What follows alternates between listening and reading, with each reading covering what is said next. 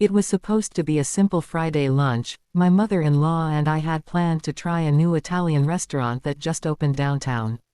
I wanted to make a good impression. She's the kind of woman who notices everything. I picked a nice outfit, made a reservation, and even arrived early to make sure everything went smoothly. The meal was perfect: pasta Alfredo for her, seafood risotto for me, and a glass of white wine each. We laughed, talked about family, and for a brief moment, I thought, maybe we're finally getting along. When the waiter brought the check, I confidently reached for my wallet. I pulled out my main credit card and handed it over with a smile. A few minutes later, the waiter returned, not with the receipt, but with a slightly worried look. "I'm sorry, ma'am," he said politely, "your card didn't go through." I laughed awkwardly. "Oh, maybe a chip issue. Try this one," I said, handing him another card. Then another. Then my mother-in-law tried hers. All of them were declined. The waiter kept apologizing, people at nearby tables began to glance over, and my face started to burn. My mother-in-law gave me that tight-lipped smile, the one that said, "Of course this would happen with you." We were sitting there, surrounded by half-empty wine glasses and untouched tiramisu, realizing that none of our cards worked. Something was seriously wrong. The moment we stepped outside the restaurant, the first thing I did was pull out my phone and open my banking app. But even that was acting strange, it wouldn't refresh. My balance just showed, "Error loading account." My mother-in-law, meanwhile, was on her phone too, frowning as she tried her own banking app. "Mine's not working either," she muttered, clearly irritated. "What on earth is going on? Did you pay your bills this month?" Her tone stung a little. "Yes, of course I did," I snapped back, but deep down, I was starting to panic. I tried calling the bank's customer service line. After a few minutes of robotic menus and hold music, an automated message came on. We are currently experiencing technical difficulties. Some customers may see disruptions in their accounts or card transactions. We're working to resolve this issue as quickly as possible. I froze. "It's not just me," I told her. "It's the bank." But she didn't look convinced. "That's what they always say," she replied, folding her arms. "I've never heard of all cards being blocked at once." I looked around, people walking by, others sitting at nearby cafes, and realized we weren't the only ones. A man in a suit was on the phone, visibly upset. Another woman was arguing with a cashier. Something bigger was happening. I felt my stomach twist as the thought hit me, what if it's not just a glitch? What if something happened to the bank itself? By the time we got back to the car, the city felt off. People were checking their phones, talking in low, nervous voices, and some stores had already put up handwritten signs that said, "Cash only." My mother-in-law and I sat in silence for a few seconds before she finally asked, "Do you have any cash on you?" I shook my head. I barely ever carry cash anymore. Neither did she. I tried opening social media to see if anyone else was talking about it, and sure enough, my feed was full of posts. Anyone else's bank app not working. My card just got declined at Target, what the hell is happening? Breaking. Major banking networks down across multiple states due to technical outage. That word, outage, didn't make me feel any better. We drove toward a nearby ATM, hoping maybe we could withdraw something, but the screen flashed, "Service unavailable," before we could even insert a card. There were 3 other people standing there, all staring at the same message. One of them, an older man in a delivery uniform, muttered, "This is how it starts." "What do you mean?" I asked. He looked at me like it was obvious. "Cyber attack. Maybe a hack. You'll see, give it an hour, it'll be all over the news." My mother-in-law gasped softly. "A hack? You think someone stole our money?" I didn't know what to say. My phone buzzed again, this time, a text alert from my bank. Due to a nationwide systems issue, debit and credit services are temporarily unavailable. We apologize for the inconvenience. I stared at the screen, my hands cold. It wasn't just us. It wasn't even just our city. Something was happening to everyone. Within an hour, everything started to spiral. The temporary outage, that was supposed to last a few minutes, was now trending on every major news site. Some reports called it a technical failure, others hinted at a massive cyber attack. But all we knew was that no one could use their cards, and no one could get cash. At the grocery store across the street, people were arguing with the cashier. "I have money," one woman shouted, waving her phone. "It's in my account. Just let me pay later." The poor cashier just looked helpless. "Ma'am, the system's down. I can't even open the register." My mother-in-law grabbed my arm. "We should buy some food, whatever we can." "But with what?" I asked. She hesitated, then pulled out a small zippered pouch from her purse. Inside were a few old bills, 20s, 10s, maybe $50 total. "I keep some cash just in case," she said quietly. "Never thought I'd actually need it." We walked inside the store, and the atmosphere was tense. Shelves weren't empty yet, but people were starting to fill their carts like they knew something bigger was coming. A man in line offered to trade 2 packs of water for cash. Another woman was trying to Venmo the cashier, but that wasn't working either. When it was our turn, we bought the basics: canned food, bread, water, and a pack of batteries. My mother-in-law handed over her crumpled bills, and for the first time, I was genuinely grateful for her old-fashioned habits. As we walked out, I noticed a man in a suit talking on the phone, pacing frantically. "All cards frozen, wires not going through, even payrolls down," he said, his voice trembling. That's when it hit me: this wasn't a small glitch. It wasn't just about lunch anymore. Something was deeply wrong with the entire financial system. By the time we got home, my phone was blowing up with notifications, texts from friends, group chats, and breaking news alerts. Everyone was asking the same thing: "Are your cards working?" My mother-in-law immediately turned on the TV. Every news channel had switched to live coverage. A well-dressed anchor sat behind the desk, her voice calm but tight, like she was trying to hide her own anxiety. We're following breaking news tonight: major banks across the country are experiencing widespread outages. Debit and credit transactions have been halted, and several ATMs are reportedly offline. Officials say they're investigating the cause, but sources suggest a possible coordinated cyber incident targeting financial networks. The screen switched to shaky phone videos, people arguing in stores, lines at ATMs stretching down sidewalks, and even police cars outside a few banks. Then a tech expert appeared on screen, speaking quickly.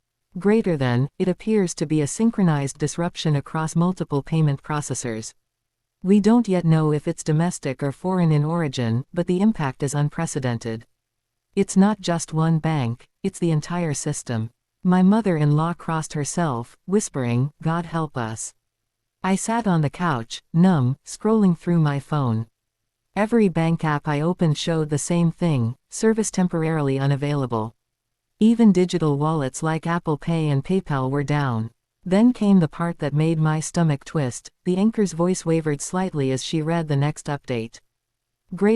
Officials are advising the public to remain calm and to avoid panic withdrawals. They expect systems to be restored soon. But the images on the screen told a different story: long lines, angry crowds, and police trying to keep order. My mother-in-law turned to me. "You see, nobody ever believes how fragile it all is, until it collapses." And for the first time, I realized she was right. The next morning, the air felt heavy, that strange, quiet kind of tension that hangs before something breaks. I barely slept. Every time I checked my phone, the bank app still wouldn't load. The news wasn't any better. The outage was now in its second day. My mother-in-law was already up, standing by the window with a cup of coffee. "Look," she said, pointing outside. Down the street, a line of people had formed in front of the gas station ATM. Some were still in pajamas, clutching wallets and phones. We decided to walk over and see for ourselves. The closer we got, the more chaotic it looked: people arguing, refreshing their apps, and staring at the blank ATM screen that read, "temporarily out of service." A young guy near the front turned to us and said, "They said they'll refill the machine when the system's back up, but no one knows when that'll be." An older woman behind him shook her head. I heard some ATMs downtown started spitting out wrong amounts, then shut down completely. Nobody trusted anyone. Nobody trusted anything. Inside the gas station, the cashier looked exhausted. Cash only, he repeated to every customer who walked in. The card readers were taped over, and the shelves that usually held bottled water and snacks were almost empty. I bought 2 bottles of water with the few bills my mother-in-law had left. As the cashier handed me change, he leaned in and whispered, "If you've got cash, hold on to it. It's worth more than your card right now." Outside, people were pacing, calling banks, and arguing with customer service bots that offered no answers. It felt surreal, as if overnight, the modern world had quietly unplugged itself. When we got back home, the internet was still full of speculation: cyber attack, ransomware, government shutdown, solar flare. Nobody agreed on what happened. But one thing was certain: the system everyone relied on had stopped working, and nobody knew when it would come back. My mother-in-law sighed, sitting down heavily. "You see," she said softly, "all it takes is one bad day for everything to fall apart." By the 3rd day, the situation had gone from inconvenient to unnerving.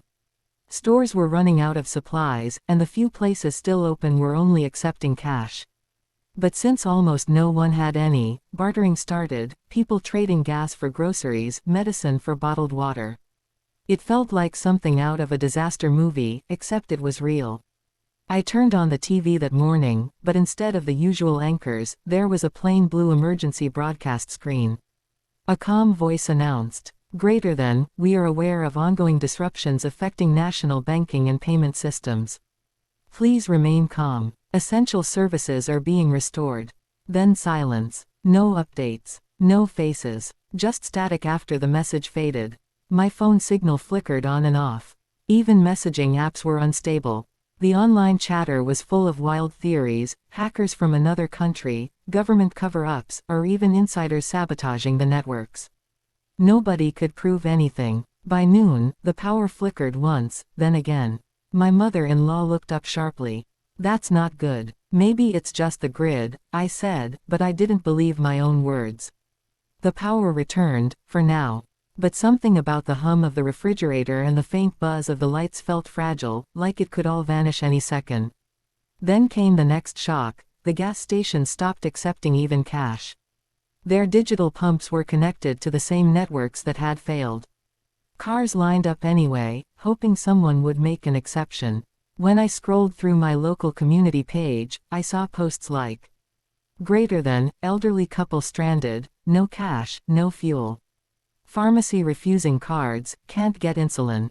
Anyone know if the banks are opening today?" Nobody had answers. That evening, as we sat in the dim living room eating canned soup, my mother-in-law said quietly, "You know, when I was young, we didn't depend on these machines for everything.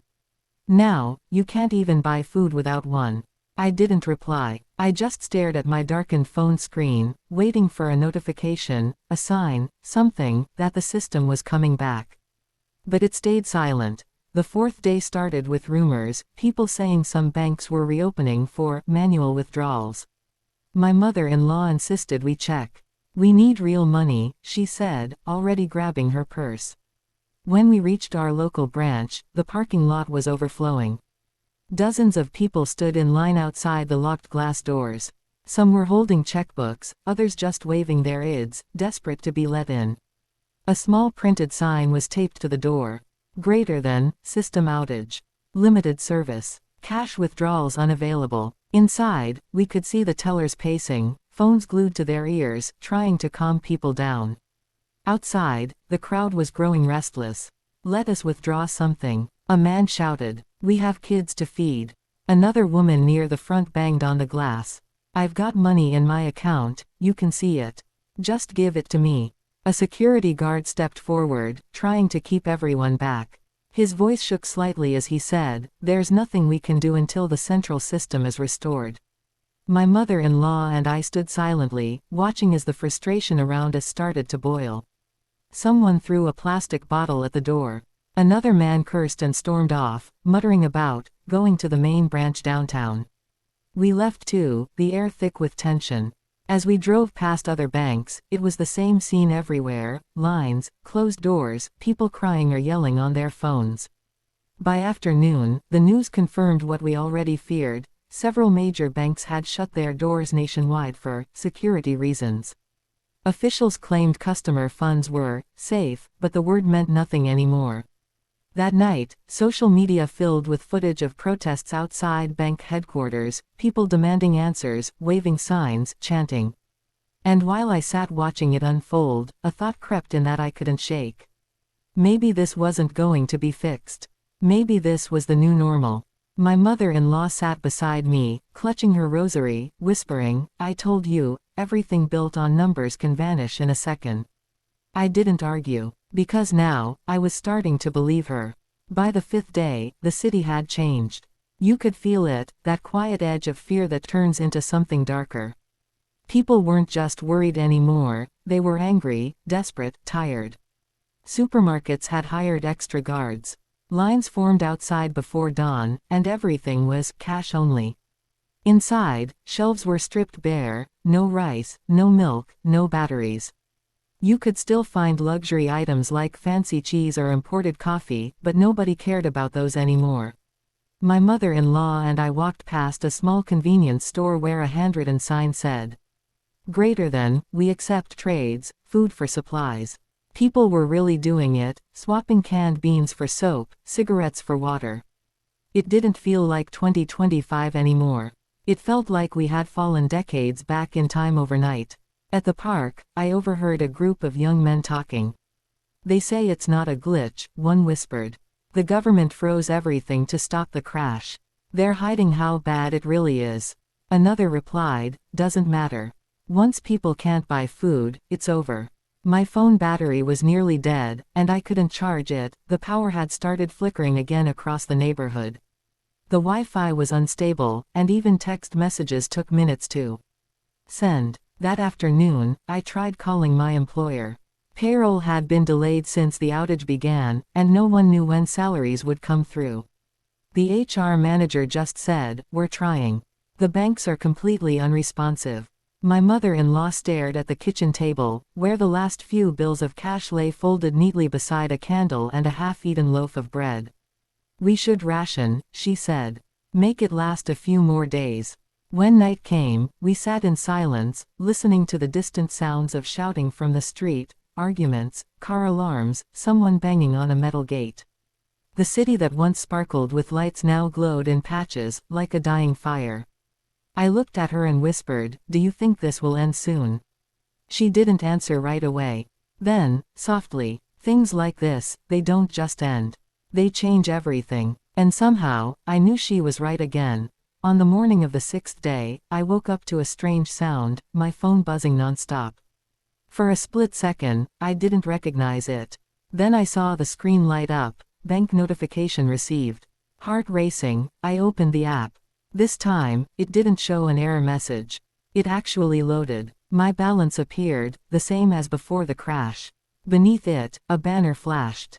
"Greater than, we apologize for the disruption. Services have been restored. All transactions are now operational." I ran to the kitchen, shouting, "It's back. The system's back." My mother-in-law blinked, half in disbelief. "You're sure?" I nodded, showing her the screen. She sat down slowly, relief and suspicion mixing on her face. She murmured. "Funny how it just comes back like that." Outside, people were already testing their luck. Cars pulled up to ATMs, and for the first time in days, the machines dispensed crisp bills. A woman burst into tears when her card finally worked. A man hugged the cashier at the grocery store. Life, or something like it, was restarting. But it wasn't the same. Even as the city buzzed with relief, there was a new undercurrent, distrust. People withdrew as much cash as they could. Stores refused cards unless the transaction went through twice. Conversations were full of words like, backup, emergency stash, and, never again. That evening, as we sat watching the news, the anchor's voice was careful and rehearsed. "Greater than, officials confirm the outage was caused by a massive cyberattack on a key financial processor. No customer funds were lost.